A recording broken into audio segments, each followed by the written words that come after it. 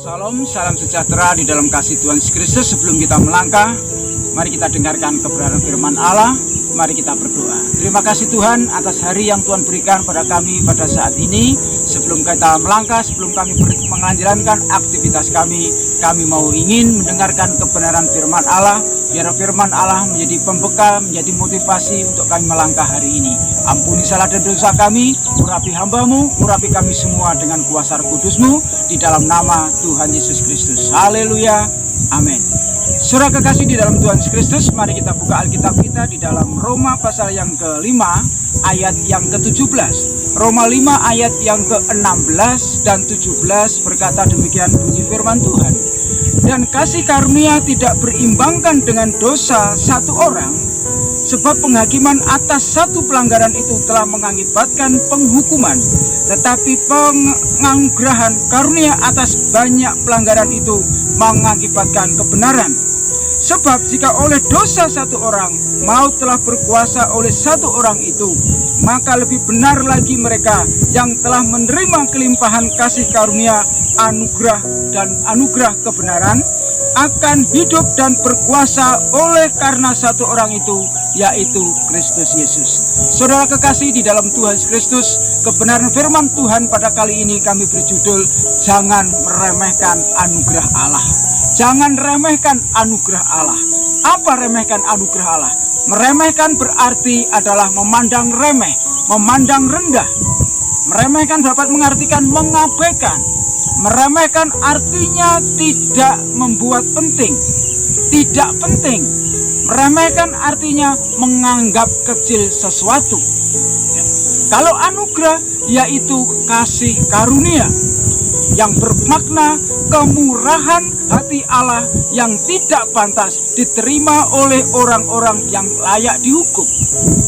Artinya kesimpulannya bahwa anugerah Allah itu adalah kemurahan hati daripada Tuhan buat saya dan saudara yang sebelumnya tidak diperhitungkan, yang sebelumnya kita tidak dibenarkan, tetapi oleh kasih karunia Allah kita boleh diselamatkan. Saudara kekasih di dalam Tuhan Yesus Kristus, jikalau kita saat ini ada, kita boleh sehat, kita boleh kuat, kita boleh menikmati hari ini dengan tubuh dan keadaan yang sehat tanpa kekurangan apapun, itu bukan karena kita, tetapi ini semua karena anugerah Allah. Ini semua karena kasih karunia Allah. Ini semua karena kemurahan Allah. Oleh sebab itu, saudara kekasih dalam Tuhan, jangan sepelekan anugerah Allah. Jangan remehkan anugerah Allah yang sudah diberikan bagi saya dan saudara pada kesempatan saat ini. Saudara kekasih di dalam Tuhan Yesus, di dalam pembacaan firman Allah kali ini, saudara berbicara tentang taat. Berbicara tentang taat. Taat apa artinya taat? Taat yaitu memegang perintah-perintah. Arti taat adalah mendengarkan perintah-perintah. Saudara kekasih di dalam Tuhan Yesus Kristus, di dalam pembacaan firman Allah, renungan kita pada saat pagi hari ini berbicara tentang taat. Ada dua taat di sini, saudara sekalian kasih Tuhan, sesuai dengan pembacaan firman Allah di dalam Roma pasal 5 ayat 16 dan 17. Yang pertama, taat yang pertama yaitu ketidaktaatan satu orang. Ketidaktaatan satu orang yaitu Adam. Saudara sekalian dikasih Tuhan, karena ketidaktaatan satu orang ini dosa berkuasa. Karena ketidaktaatan satu orang ini maut berkuasa. Dosa dan maut berkuasa karena Adam tidak taat akan perintah Tuhan. Mengapa Adam berbuat dosa? Mengapa dosa berkuasa atas kehidupan Adam? Mazmur 107 ayat yang ke-11. Mazmur 107 ayat yang ke-11 mengatakan demikian bunyi firman Tuhan. Mazmur 107 ayat yang ke-11. Karena mereka memberontak terhadap perintah-perintah Allah dan menista nasihat yang maha tinggi. Ini penyebabnya mengapa Adam jatuh ke dalam dosa, yaitu dia tidak mendengarkan akan perintah daripada firman Allah. yang mengakibatkan apa? Timbulnya kejahatan, timbulnya kecelakaan, timbulnya kerusakan alam, timbulnya kesusahan, timbulnya pergumulan hidup karena ketidaktaatan daripada Adam.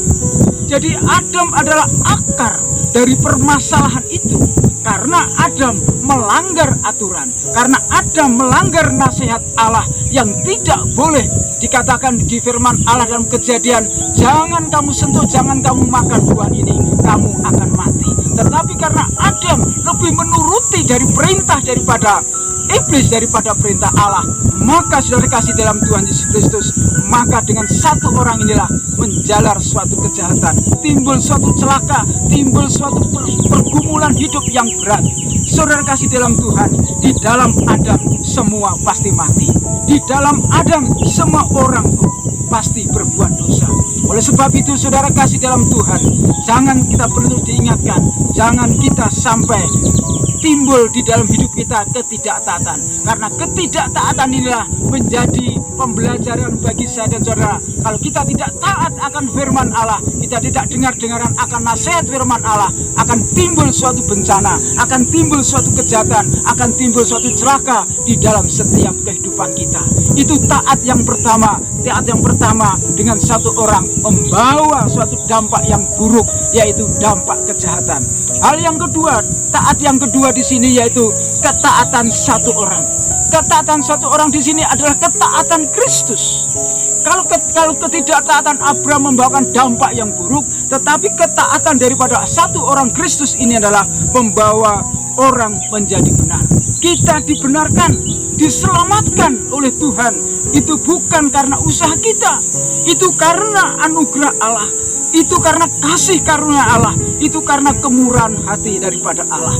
Oleh karena anugerahnya diberikan bagi saya dan saudara, datang dan diberikan kepada semua orang, bagi siapa saja yang percaya kepada Tuhan, termasuk saya dan saudara.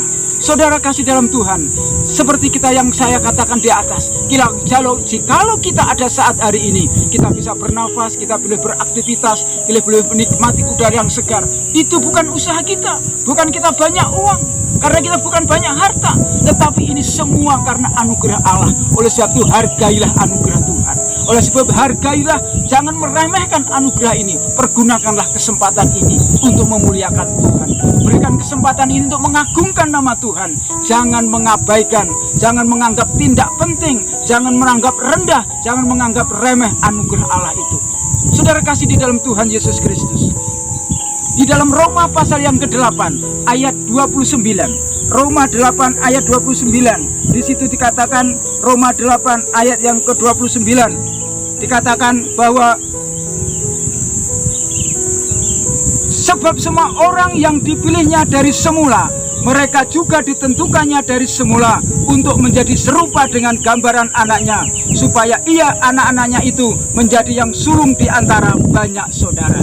Saudara kasih dalam Tuhan Yesus Kristus, ini adalah bukti bahwa Kristus mengasihi saya dan saudara. Kita sebagai orang yang dipilihnya, kita hidup yang terhilang tetap diangkat oleh Tuhan. Tuhan adalah mengasihi saya dan saudara. Tuhan masih peduli saya dan saudara, karena Tuhan datang ke dunia ini untuk menebus, untuk mencari yang hilang. Saudara kasih dalam Tuhan Yesus Kristus, dulunya kita telah hilang dan dicari yang telah dicari, dan kita telah diselamatkan. Dulunya kita tidak dikenal, tetapi sekarang dikenalnya. Yang dulunya seharusnya kita dihukum, tetapi Dia yang menanggungnya. Ini adalah salah satu contoh bagaimana kasih karunia daripada Allah, kemurahan Allah terjadi dalam setiap kehidupan saya dan saudara. Oleh sebab itu saudara kasih dalam Tuhan, Yohanes 3 ayat 16 mengatakan, karena begitu besar kasih Allah akan dunia ini, di dalam dunia ini ada saya dan saudara. Karena Allah mengasihi saya dan saudara, maka Allah rela turun dunia untuk menghapus, untuk menyelamatkan saya dan saudara. Itu adalah anugerah Allah, pengorbanan Allah yang sangat besar, yang harus kita rayakan, yang harus kita terima, yang harus kita syukuri, saudara sekalian kasih Tuhan. Oleh sebab itu jangan remehkan anugerah itu. Penting bagi saya dan saudara untuk bisa menghargai anugerah itu. Jangan sepelekan anugerah Allah. Bagaimana cara supaya kita tidak menyepelekan anugerah Allah? Hargailah diri kita, hargai orang lain, hargai orang lain, hargai diri kita sendiri. Untuk apa? Untuk memuliakan akan nama Tuhan. Saudara kasih di dalam Tuhan Yesus Kristus, dengan ketaatan Allah di sini, di dalam Yohanes 3 ayat 16 ini, supaya kita tidak binasa, supaya kita tidak celaka. Artinya bukan secara jasmani kita binasa, bukan secara jasmani kita celaka, tetapi melihat hukuman yang sangat berat di kemudian hari. Oleh sebab dikatakan kita tidak binasa, kita akan celaka dan kita masuk ke dalam orang-orang hukuman. Saudara kasih dalam Tuhan Yesus Kristus, tetapi yang diinginkan Allah yaitu supaya saya dan saudara beroleh hidup yang kekal. Saudara kasih di dalam Tuhan Yesus Kristus, siapa yang meremehkan anugerah Allah itu? Yang menjadi pertanyaan saya dan saudara, siapa yang orang yang meremehkan anugerah Allah itu? Yaitu Mazmur 78 ayat yang ke-10. Mazmur 78 ayat yang ke-10. Mazmur 78 ayat 10 mengatakan demikian bunyi firman Tuhan, mereka tidak berpegang pada perjanjian Allah dan enggan hidup menurut Tauratnya. Artinya saudara sekalian, orang yang meremehkan firman Allah, orang yang tidak mentaati, yang tidak bisa menghargai anugerah perjanjian itu.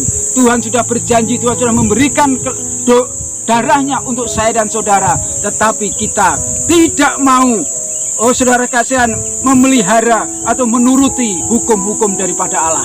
Itu salah satunya mengapa siapa yang meremehkan firman Allah itu? Orang yang berpegang pada perjanjian Allah dengan hidup tidak menuruti Tauratnya, tidak menuruti firman-Nya, tidak menuruti Injilnya. Yang kedua, siapa yang meremehkan anugerah Allah itu? Yaitu mereka yang mengenal Allah tetapi mereka tidak melakukannya. Titus 1 ayat yang ke-16. Titus 1 ayat yang ke-16 berkata demikian firman Tuhan. Titus 1 ayat 16 mengatakan bahwa mereka mengaku mengenal Allah, tetapi dengan perbuatan mereka menyangkal Dia. Mereka keji dan durhaka dan tidak sanggup berbuat sesuatu yang baik. Artinya yang kedua, bagaimana orang yang meremehkan anugerah Allah, yaitu mereka yang merasa mengenal Allah, mereka mengenal akan Tuhan, mengenal akan perbuatan Allah, mengenal firman, tetapi mereka menyangkal Dia. Oleh sebab itu saudara kasih Tuhan, kalau kita sudah mendengarkan firman Tuhan, apa nasihat firman Tuhan, apa perintah daripada Tuhan, kita sudah mengenal, kita sudah mengerti. Tetapi jika kita tidak melakukannya, tetapi kita meremehkan firman Allah, itulah yang tidak diinginkan. Orang-orang yang meremehkan anugerah Allah akan membawa dampak, akan membawa suatu keadaan keburukan di dalam setiap kehidupan saya dan saudara. Yang ketiga, siapa yang orang yang meremehkan anugerah itu, Allah itu, yaitu kita buka di dalam 2 Timotius pasal yang ketiga. 2 Timotius pasal yang ketiga. 2 Timotius 3 ayat yang kelima berkata demikian firman Tuhan, secara lahiriah mereka menjalankan ibadah mereka, tetapi pada hakikatnya mereka memungkiri kekuatannya sendiri. Saudara kekasih di dalam Tuhan, mengaku dirinya Kristen, mengaku dirinya saleh, mengaku dirinya mengenal firman Allah, tetapi hidupnya masih mementingkan diri sendiri. Hidupnya masih tidak menghiraukan orang lain, membiarkan orang lain hidup di dalam dosa. Kita tidak mau tahu dengan keadaan orang lain. Kalau kita orang yang meremehkan firman Allah, yaitu orang yang mementingkan diri sendiri, mereka tidak mengerti, tidak menghargai orang lain. Saudara, memungkiri di sini berarti mereka tahu berbuat baik tapi tidak dilakukannya. Itu kata memungkiri berarti seperti itu. Saudara kekasih dalam Tuhan, kalau kita saat ini adalah orang-orang percaya, orang-orang Kristen yang sudah mengenal firman Allah, mari tinggalkan sifat atau keadaan kita yang kita tidak bisa menghargai anugerah itu. Anugerah Allah itu penting bagi saudara dan saya, karena Allah sudah mempercayakan saya dan saudara untuk menjadi terang. Allah mempercayakan saya dan saudara untuk menjadi garam saudara sekalian di tengah-tengah dunia ini. Oleh sebab itu mari hargai anugerah Allah. Apapun yang terjadi dalam setiap kehidupan kita, mari kita dengarkan kebenaran firman Allah, kita renungkan firman Allah, apa perintah dan janji Tuhan terhadap kehidupan saya dan saudara. Sebab Sebab orang-orang yang meremehkan firman Allah, orang-orang yang meremehkan anugerah Allah akan membawa dampak buruk di dalam setiap kehidupan kita. Puji Tuhan, demikianlah firman Tuhan. Kiranya Tuhan Yesus memberkati. Mari kita berdoa. Terima kasih Tuhan atas kebenaran firman-Mu hari ini. Biarlah menjadi motivasi, menjadi penyemangat untuk kami melangkah hari ini. Ajari dan tuntun kami sesuai dengan kebenaran firman-Mu. Terima kasih Tuhan. Sebelum kami melangkah, Tuhan berkati usaha dan pekerjaan yang kami lakukan sebentar.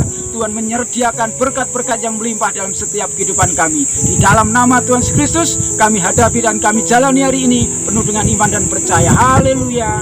Amin.